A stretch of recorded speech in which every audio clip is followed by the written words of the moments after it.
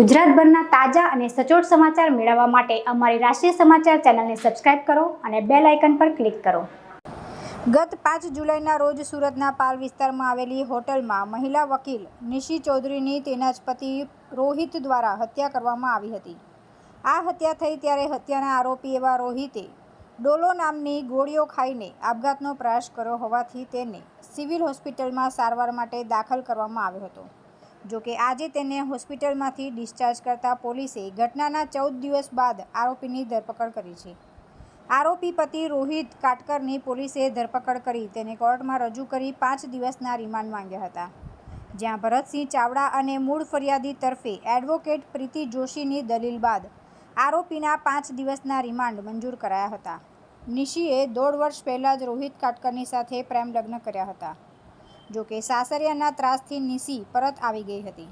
ત્યારબાદ 4 જુલાઈના રોજ રોહિત નિશીને લઈને હોટલમાં ગયો હતો અને તેની હત્યા કરી નાખી હતી। આ ઘટના બાદ રોહિત અડાજણ પોલીસ પહોંચ્યો હતો અને ઘટનાક્રમ કહેતા પોલીસે તેને પકડીને પાલ પોલીસને સોંપ્યો હતો। પાલ પોલીસ સ્ટેશનમાં એક ખૂનનો બનાવ બનેલ છે, જેનામાં એક દિશા કુમારી બેન છે, એનું મર્ડર થયેલું છે। એનામાં આરોપી તરીકે રોહિત કાટકર કરીને છે, એ એના હાથે લવ મેરેજ કરેલ હતું અને બંને પતિ પત્ની તરીકે છેલ્લા 1.5 વર્ષથી હતા। એમના વચ્ચે ડિવોર્સ પણ થયા, પછી પાછા સાથે બી થયા, એટલે બંનેના વચ્ચે થોડુંક મન દુઃખ તો હતું જ। અને બંને લવ મેરેજ હોય એટલે બંનેના કુટુંબમાં બી એકબીજાને સાચવવાની કોશિશ કરેલી, પરંતુ એ લોકો અવારનવાર એમના વચ્ચે મન દુઃખ રહેતું હતું બંને પતિ પત્ની વચ્ચે। એટલે ગયા આ જે ખૂન થયું ત્યારે આ કામના આરોપી અને મરણ જનારબેન બંને ભેગા થયા। એ લોકો પાલ વિસ્તારમાં કોઝવે બાજુ ફર્યા બી, અને ફર્યા પછી એ લોકો હોટલમાં રૂમ બુક કરી અને ત્યાં રહ્યામાં વચ્ચે ત્યાં પણ એમના વચ્ચે મનદુખ થયેલ।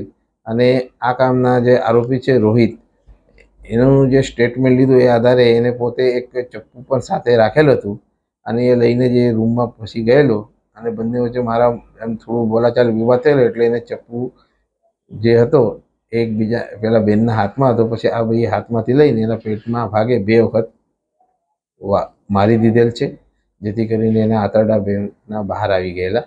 ત્યારબાદ શરીરના બીજા ભાગે પણ ઈજાના નિશાન થયેલ છે, જેથી એ બેનનું ખૂન થયું। પછી આને થોડું લાગી આવતા એને ડોલો નામની ગોળીઓ આવે છે, એ 45 જેવી સવારે લઈ લીધેલી।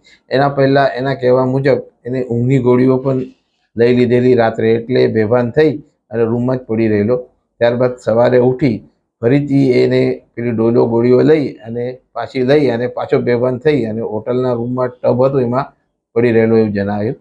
ત્યારબાદ એ સાંજે 4 વાગે ઉઠી થોડું બેભાન થઈ અને બહાર નીકળી ગયેલ। ત્યારબાદ આરોપી અડાજણ પોલીસ ચોકી ઉપર બી ગયેલો।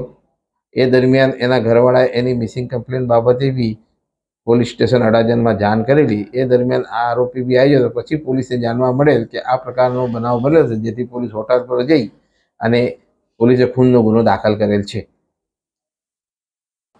આ દરમિયાન તેની પૂછપરછ કરતા તેણે ડોલો નામની ગોળીઓ ખાઈને આપઘાતનો પ્રયાસ કર્યો, જેથી તેને સિવિલ હોસ્પિટલમાં સારવાર માટે ખસેડવામાં આવ્યો હતો।